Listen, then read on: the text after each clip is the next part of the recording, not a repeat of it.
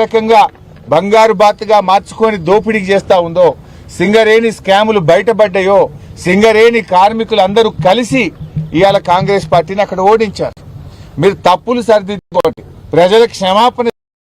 కానీ ఈ రకంగా పోలీసులను పెట్టో కేసులు పెట్టో మీరు చట్టాన్ని ఉల్లంఘించో మీరు గెలుస్తామనుకుంటే గెలవలేరు, తిరుగుబాటు గురవుతారు. తస్మాత్ జాగ్రత్త అని చెప్పి హెచ్చరిస్తా ఉన్నాం.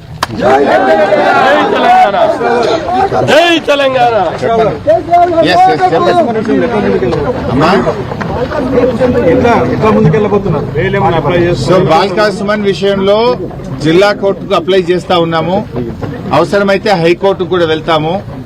ఉన్న వాస్తవాలు నిజాలన్నీ కూడా న్యాయస్థానం దృష్టికి తీసుకువెళ్తాము. మాకు న్యాయస్థానం మీద గౌరవం ఉంది. సీనియర్ న్యాయవాదులను ఇప్పటికే పార్టీ నియామకం చేయడం జరిగింది.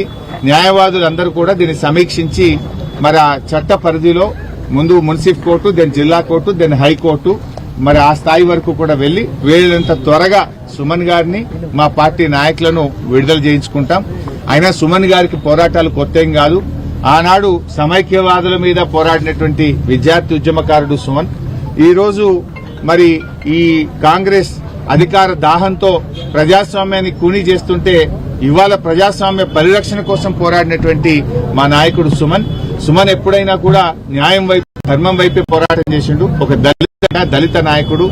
ఒక దళిత నాయకుడి మీద రేవంత్ రెడ్డి ఈ రకంగా పగ ప్రతీకారంతో అక్రమ కేసులు పెట్టడాన్ని తీవ్రంగా ఖండిస్తా ఉన్నాం.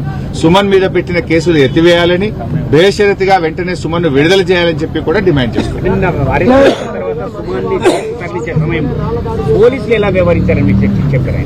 కనీసం అన్నం కూడా పెట్టకుండా సుమన్ గారిని అరెస్ట్ చేసి అర్ధరాత్రి జైలుకు తెచ్చారు. కనీసం అన్నం కూడా పెట్టలేదు, మంచినీళ్లు కూడా ఇవ్వకుండా సుమన్ పట్ల చాలా అమానుషంగా, అంటే రేవంత్ రెడ్డి గారి డైరెక్షన్ లో బుక్కడి భోజనం పెట్టే తెలియలేదా? బాధ కలిగేది ఏంటంటే మొన్న నేను చెర్లపల్లి జైలు పోయింటి, మా ఒక నాయకుడిని అరెస్ట్ చేస్తే అక్కడికి వెళ్ళాం. ఇవాళ ఇక్కడికి కూడా వెళ్ళాం.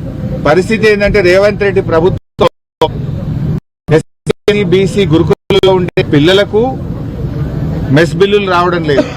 జైళ్లలో ఉండే ఖైదీలకు మెస్ బిల్లులు పెండింగ్ లో ఉన్నాయి.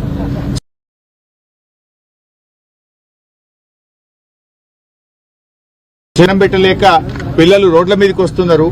జైళ్లలో ఖైదీలకు